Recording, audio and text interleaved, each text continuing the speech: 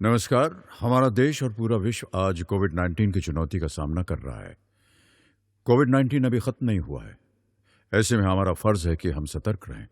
इसलिए जब तक दवाई नहीं तब तक कोई ढिलाई नहीं।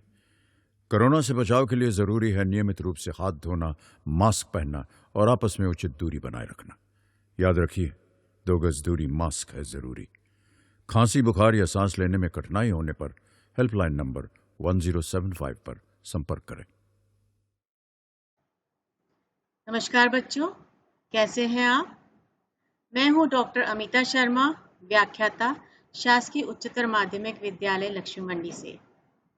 आज की इस जीव विज्ञान की कक्षा में आप सभी का स्वागत है और आज इस जीव विज्ञान की कक्षा में हम कोशिका के बारे में अध्ययन करेंगे।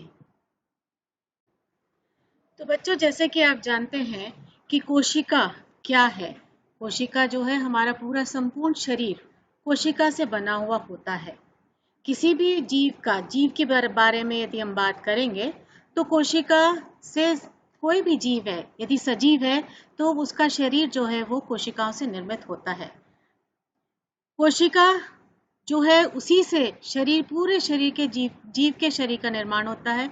कोशिकाओं के समूह से ऊतक बनते हैं, उन्हीं के द्वारा फिर अंगों का निर्माण होता है और उसी से पूरे जीव का शरीर का निर्माण होता है। निर्जीवों में ये बिल्कुल नहीं पाई जाती हैं। जब हम कोशिका के बारे में बात करते हैं तो यह केवल जीवित कोशिका ही के बारे में बात करते हैं, जो कि जीवित चीजों में ही पाई जाती हैं। तो कोशिका क्या होती है? कोशिका चूंकि संरचना करती है, किसी भी एक जीव के शरीर की संरचना करती है, इसलिए हम उसको एक संरचनात्मक इकाई भी कहते हैं। और चूंकि वो पूरे शरीर की क्रियाओं का संचालन करती है, पूरे क्रियाओं का नियमन करती है, इसलिए हम उसको क्रियात्मक इकाई भी कहते हैं।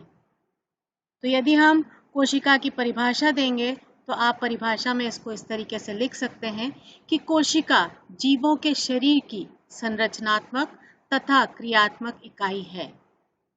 इसको क्यों कहा जाता है कि संरचनात्मक और क्रियात्मक इकाई है? क्योंकि इसमें सारे के सारे, चाहे वो पादप हो चाहे जंतु हो, सभी की संरचना इन्हीं के द्वारा होती है और उनमें जो भी क्रियात्मक कार्य होते हैं, जैसे कि उत्सर्जन है, जनन है, श्वसन है, ये सारी क्रियाओं का संचालन कोशिका के द्वारा ही होता है। इसीलिए कोशिका को जीवों के शरीर की संरचनात्मक तथा क्रियात्मक इकाई कहा गया है। इसको इंग्लिश में हम ऐसे भी कह सकते हैं कि cell is the structural and functional unit of life. अब हम देखते हैं कि कोशिका के अंदर क्या क्या पाया जाता है। जैसे कि आप इस चित्र में देख रहे हैं कि कोशिका के अंदर आप देखेंगे एक कला से घिरा हुआ है केंद्रक, जिसको हम कहते हैं न्यूक्लियस, और एक होता है कोशिका द्रव्य, जिसमें कि बाकी की कोशिकांग पाए जाते हैं। जैसे कि आप देख रहे हैं इसमें राइबोसोम्स है, कोशिका भित्ति है, आरएनए है, एंडोप्लाज्मिक रेटिक्यूलम है, माइटोकॉन्ड्रिया है, गोल्गी बॉडीज है। ये सारी संरचनाएं एक कोशिका के अंतर्गत पाई जाती हैं। कोशिका में जो केंद्रक होता है उसमें गुणसूत्र पाए जाते हैं और यहाँ पर एक विशेष अंतर होता है प्रोकैरियोटिक और यूकैरियोटिक कोशिका में। इसके बारे में मैं अभी आपको बताऊंगी कि कोशिका जो होती है वे 2 प्रकार की होती हैं। एक होती है प्रोकैरियोटिक कोशिका और दूसरी होती है यूकैरियोटिक कोशिका। प्रो का अर्थ होता है प्राचीन या एंशिएंट। इस प्रो का अर्थ होता है प्राचीन या एंशिएंट, जिसमें कि हम ये कह सकते हैं कि प्राचीन प्रकार की। और कैरियन शब्द जो है वो बताता है कि इसका मतलब होता है न्यूक्लियस या केंद्रक। तो जो प्राचीन प्रकार का केंद्रक जिसमें पाया जाता है उनको हम कहते हैं प्रोकैरियोट्स, और जिनमें नया प्रकार का केंद्रक पाया जाता है उनको हम कहते हैं यूकैरियोटिक। प्रोकैरियोटिक में हम कहते हैं कि ये प्राचीन का अर्थ होता है कि इसमें बहुत ज़्यादा विकसित केंद्रक नहीं पाया जाता है। यहाँ पर आप देख रहे हैं कि इस प्रोकैरियोटिक कोशिका के अंदर जो केंद्रक कला से घिरा हुआ नहीं है, सिर्फ बिखरे हुए रूप में डीएनए पाया जाता है। और यहाँ यूकैरियोटिक कोशिका में आप देखेंगे कि केंद्रक कला से घिरा हुआ है और बाकी के कोशिकांग भी आप देखेंगे कि वे भी एक केंद्रक कला से घिरे हुए हैं। लेकिन यहाँ प्रोकैरियोट्स में देखेंगे कि आप बाकी के जितने भी कोशिकांग हैं वो वैसे के वैसे ही उसमें पाए जाते हैं। यहाँ पर आप देखेंगे कि केवल राइबोसोम, मीसोसोम्स पाए जाते हैं और ज़्यादा से ज़्यादा प्लाज्मिड पाया जाता है, जो कि किसी किसी कोशिका में होता है और सभी कोशिकाओं में नहीं पाया जाता है। जबकि यूकेरियोटिक कोशिका में आप देखेंगे बहुत सारी चीज़ें होती हैं। कोशिकांग जैसे आपका एंडोप्लाज्मिक रेटिकुलम है, माइटोकॉन्ड्रिया है, गोल्गी बॉडीज है, रिक्तिकाएं हैं, ये सारी चीज़ें यूकेरियोटिक कोशिका में पाई जाती हैं। तो बच्चों, आपको प्रश्न में कई बार बोर्ड के प्रश्नों में पूछा जाता है कि दोनों में प्रोकैरियोटिक और यूकेरियोटिक कोशिका में अंतर क्या होता है। तो आपको ये अंतर लिखना आना चाहिए और अच्छे से अंतर समझना भी चाहिए। यहाँ पर आप लिख लीजिए, कुछ मैंने यहाँ पर आपके पास के लिए लिखित में भी दिया हुआ है कि कोशिका भित्ति, जैसा कि आपने चित्र में देखा था कि कोशिका भित्ति जो होती है प्रोकैरियोटिक कोशिका की अमीनो अम्ल की बनी हुई होती है या पेप्टोडाइग्लाइकन की बनी होती है, लेकिन जो यूकेरियोटिक कोशिका की जो पादप भित्ति होती है वो सेल्यूलोज की बनी हुई होती है, जबकि जंतुओं में कोशिका भित्ति अनुपस्थित रहती है। प्रोकैरियोट्स में प्लाज्मा कला जो होती है उपस्थित होती है लेकिन सरल होती है, लेकिन यूकेरियोट्स में जटिल होती है। अंतःप्रद्रव्य जालिका, जिसको हम एंडोप्लाज्मिक रेटिकुलम कहते हैं, गोल्गी, माइटोकॉन्ड्रिया, लाइसोसोम्स, रिक्तिकाएं, ये सारी चीज़ें जो हैं ये प्रोकैरियोटिक कोशिका में अनुपस्थित होती हैं, जबकि यूकेरियोटिक कोशिकाओं में उपस्थित होती हैं। रिक्तिकाओं के बारे में जहाँ तक बात है तो ये केवल पादप कोशिका में ही उपस्थित होती हैं और जंतु कोशिका में अनुपस्थित होती हैं। केंद्रक कला जो है केवल प्रोकैरियोट्स में पाया जाता है, प्रोकैरियोट्स में नहीं पाया जाता, यूकेरियोट्स में पाया जाता है। केंद्रक रस जो होता है वो कोशिका द्रव्य से अलग नहीं होता है, जबकि केंद्रक कला के होने के कारण ये यूकेरियोट्स में अलग रहता है। आनुवंशिक पदार्थ प्रोकैरियोट्स में डीएनए या आरएनए दोनों में से कोई भी हो सकता है, जबकि यूकेरियोट्स में केवल डीएनए के रूप में ही होता है। गुणसूत्र के बारे में मैंने बात की थी, तो यहाँ पर जो प्रोकैरियोट्स में जो डीएनए और आरएनए की जो होती है केवल एकल संरचना से बना हुआ होता है, एकल संरचना, और साथ ही साथ हम देखेंगे कि यूकेरियोट्स में जो गुणसूत्र होते हैं उनमें डीएनए के साथ साथ हिस्टोन प्रोटीन्स भी होते हैं जो कि प्रोकैरियोट्स में नहीं पाए जाते हैं। केंद्रिका अनुपस्थित होती है और सेंट्रियोल्स भी अनुपस्थित होते हैं। यहाँ पर एक विशेष बात और बताने योग्य है कि यहाँ पर जो राइबोसोम्स होते हैं, प्रोकैरियोट्स में राइबोसोम्स 70S प्रकार के होते हैं, जबकि यूकेरियोट्स में वे 80S प्रकार के होते हैं। तो अब हम जानना चाहेंगे कि कोशिका की खोज किसने की थी।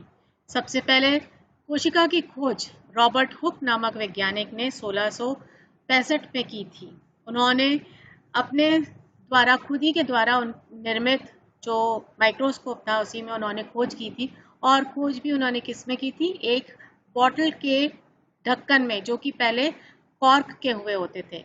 कॉर्क के ढक्कन को उन्होंने देखा, उसमें पाया कि जैसे मधुमक्खी का छत्ता होता है उस तरह की कुछ कोशिकाएं उन्हें दिखाई दी, तो उन्होंने उसका नाम दिया कोशिका। तो रॉबर्ट हुक ने सबसे पहले कोशिका की खोज की, लेकिन इन्होंने नॉन लिविंग सेल्स में खोज की थी, इसलिए इसका नाम उन्होंने कोशिका रखा। लेकिन जीवित कोशिका की सबसे पहले खोज की थी एंटनी ल्यूवेनहॉक ने। इन्हीं ने बैक्टीरिया की भी खोज की थी, इसीलिए इन्हें जीवाणु का जनक भी कहा जाता है। रॉबर्ट ब्राउन ने केंद्रक की खोज की थी, और ह्यूगो वॉन मोल ने प्रोटोप्लाज्म, जो कि एक जेली के समान एक पदार्थ होता है, वो कोशिका में पाया जाता है, उसका नाम उन्होंने प्रोटोप्लाज्म दिया। और कोशिका सिद्धांत शेल्डन और श्वैन नामक वैज्ञानिक ने दिया। शेल्डन और श्वैन द्वारा जो कोशिका सिद्धांत दिया गया था, उन्होंने सबसे पहले माल्थियस शेल्डन नामक वैज्ञानिक ने किया, जो कि उन्होंने जब पादपों का अध्ययन कर रहे थे उस दौरान उन्होंने अध्ययन किया, और थियोडर श्वैन ने प्राणियों के अध्ययन के दौरान उन्होंने बताया कि सभी जीव कोशिकाएं जो होती हैं वह कोशिका उत्पादों से मिलकर बनी होती हैं। लेकिन वो ये स्पष्ट नहीं कर पाए कि नई कोशिका की उत्पत्ति कैसे होती है? तो नई कोशिका की उत्पत्ति के लिए सर्वप्रथम जो रुडोल्फ वर्कॉफ नामक एक वैज्ञानिक थे, उन्होंने स्पष्ट किया कि कोशिकाएं विभाजित होती हैं और इनकी नई कोशिकाओं का निर्माण इन्हीं कोशिकाओं के द्वारा होता है। उन्हीं के कोशिकाओं के विभाजन के फलस्वरूप नई कोशिकाओं का निर्माण होता है। इसको हम इस तरीके से कह सकते हैं कि नई कोशिकाओं का निर्माण पूर्ववर्ती कोशिका के विभाजन से ही होता है। इसी के लिए उन्होंने एक स्टेटमेंट दिया था, ओमनिस सेलुला ई सेलुली। इसका अर्थ होता है new sales come from pre existing cells. तो इस तरीके से हम देखेंगे कि कोशिका का सिद्धांत क्या कहता है कि सभी जीव कोशिका व कोशिका के उत्पादों से मिलकर बने हुए होते हैं और नई कोशिकाओं का निर्माण जो होता है वो पूर्ववर्ती कोशिका के विभाजन से ही होता है। अब हम चलते हैं कि कोशिका जो होती है उसकी भित्ति कितने प्रकार की होती है। उसके पहले हम आपको बताना चाहेंगे कि सबसे छोटी कोशिका होती है माइकोप्लाज्म लेडवी की, जिसका साइज होता है 0.25 माइक्रोन, और लार्जेस्ट सेल जो होता है सबसे बड़ी कोशिका होती है ऑस्ट्रिच का अंडा, जो कि 0.15 सेंटीमीटर के बराबर होता है। और जंतुओं में नर्व सेल्स के जो न्यूरॉन्स होते हैं वो सबसे लंबे होते हैं, जो कि 1 से 1.5 मीटर की लंबाई तक के होते हैं। कोशिका में 2 प्रकार की कोशिकाएं होती हैं। चूंकि हम बात कर रहे हैं पादप और जंतुओं की, तो पादप और जंतु में 2 प्रकार की कोशिकाएं होती हैं। कोशिकाएं अलग अलग पाई जाती हैं और इनमें अलग अलग प्रकार की चीजें भी पाई जाती हैं। जैसा कि आप चित्र में देख रहे हैं कि कोशिका, पादप कोशिका में आप देखेंगे कि बहुत बड़ी सी एक जगह है जिसको रिक्तिका ने कर रखा है। इसको हम कहते हैं रिक्तिका। रिक्तिका जो होती है बहुत बड़ी पाई जाती है, जबकि यहाँ जंतु कोशिका में आप देखेंगे कि रिक्तिका नहीं पाई जाती। पादप कोशिका में आप देखेंगे कि एक बाहर की तरफ एक लेयर पाई जाती है जिसको हम कहते हैं कोशिका भित्ति। ये कोशिका भित्ति केवल इसको आकार ही नहीं प्रदान करती, बल्कि एक दृढ़ता प्रदान करती है ताकि वो उसको एक आकार दे सके, जबकि जंतुओं में ये कोशिका भित्ति नहीं पाई जाती है। केंद्रक झिल्ली से घिरा हुआ है। यहाँ पर आप देखेंगे कि इसमें कुछ हरे रंग की आपको संरचनाएं दिखाई दे रही हैं, जिनको हम कहते हैं लवक, हरित लवक।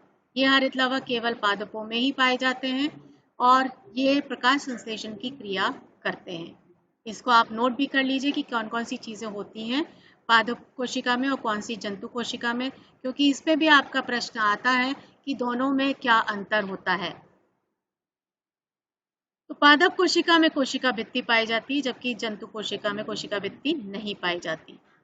हरित लवक पादप कोशिका में पाए जाते हैं, जबकि सेंट्रोजोम पादप कोशिका में अनुपस्थित होते हैं लेकिन जंतु कोशिका में उपस्थित होते हैं।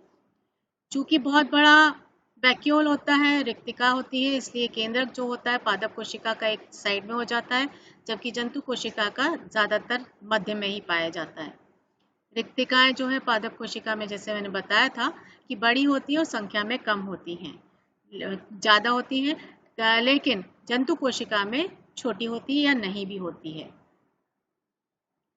कोशिका की संरचना, अब आप इसका ये बहुत अच्छे से रे डायग्राम बना लीजिए क्योंकि बहुत महत्वपूर्ण है, और इसको यदि आपने समझ लिया तो मतलब आपने पूरा का पूरा चैप्टर बहुत अच्छे से समझ लिया।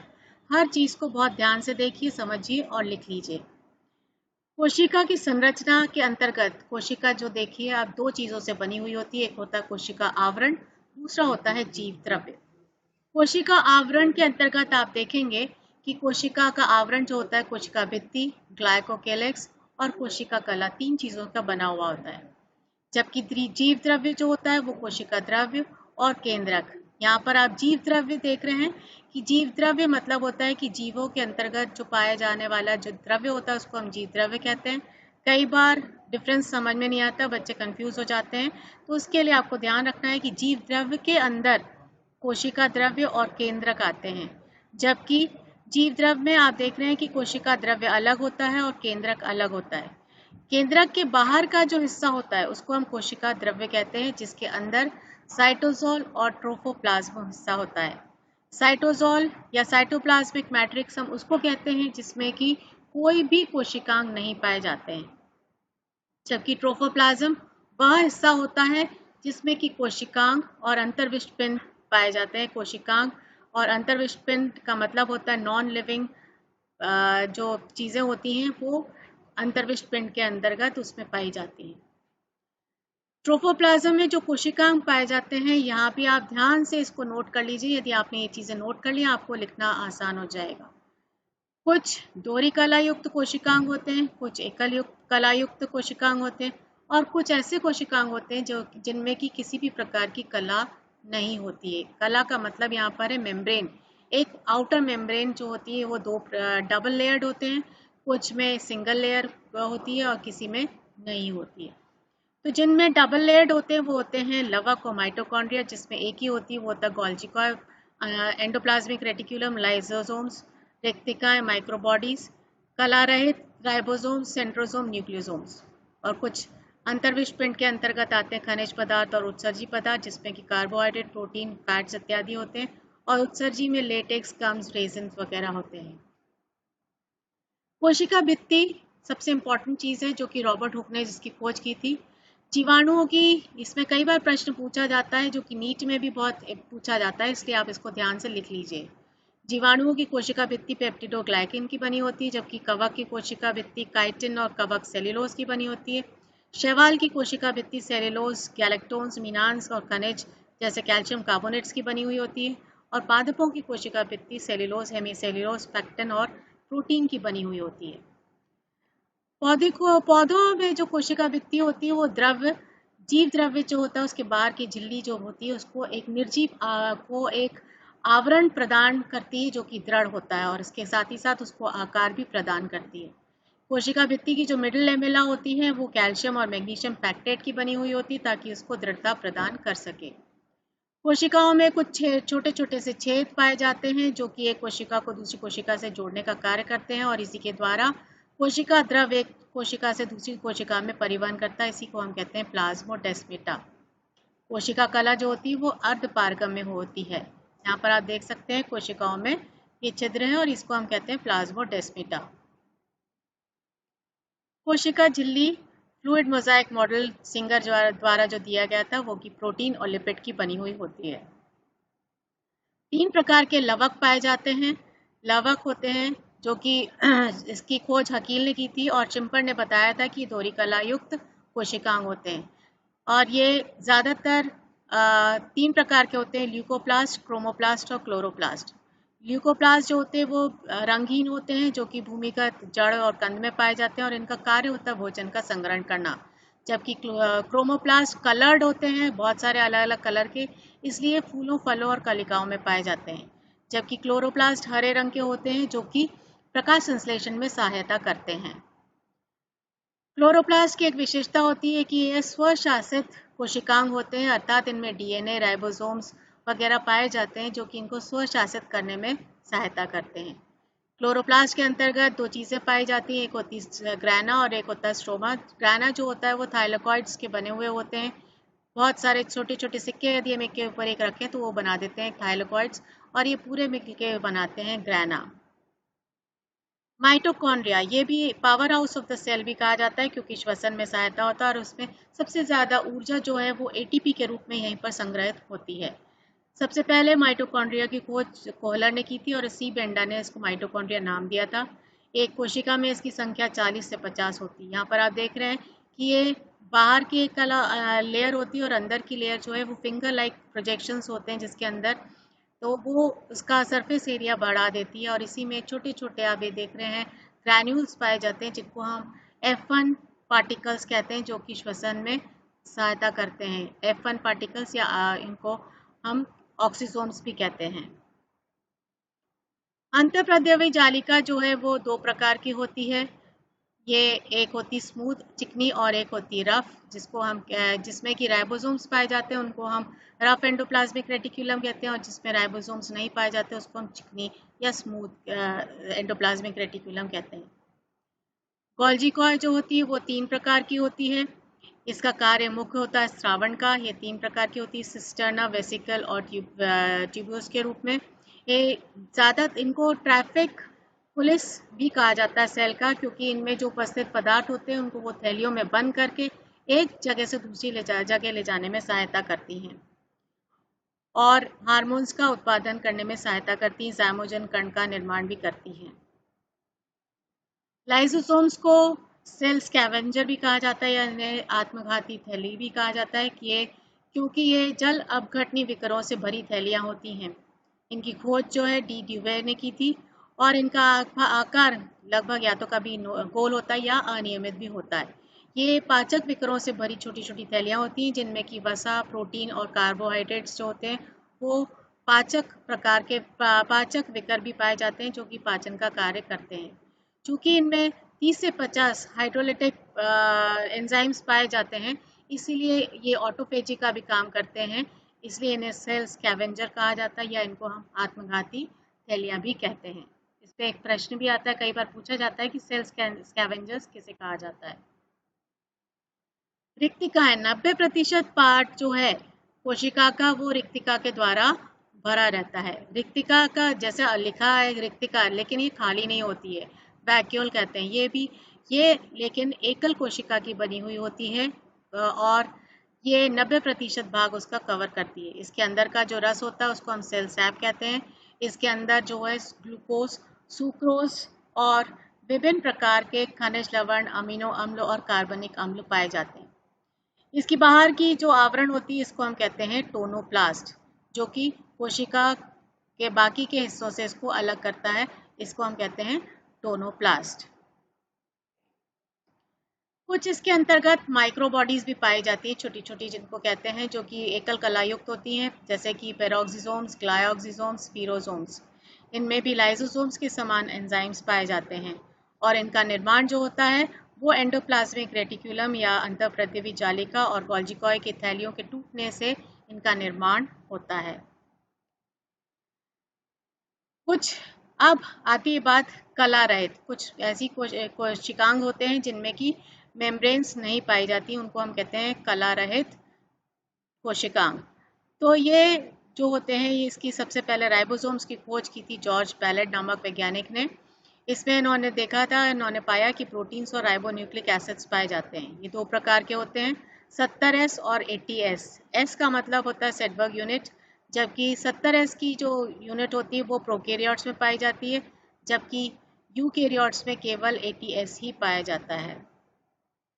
70S जो है वो ज़्यादातर यूकैरियोट्स में भी, खासतौर से माइटोकॉन्ड्रिया और क्लोरोप्लास्ट में पाया जाता है।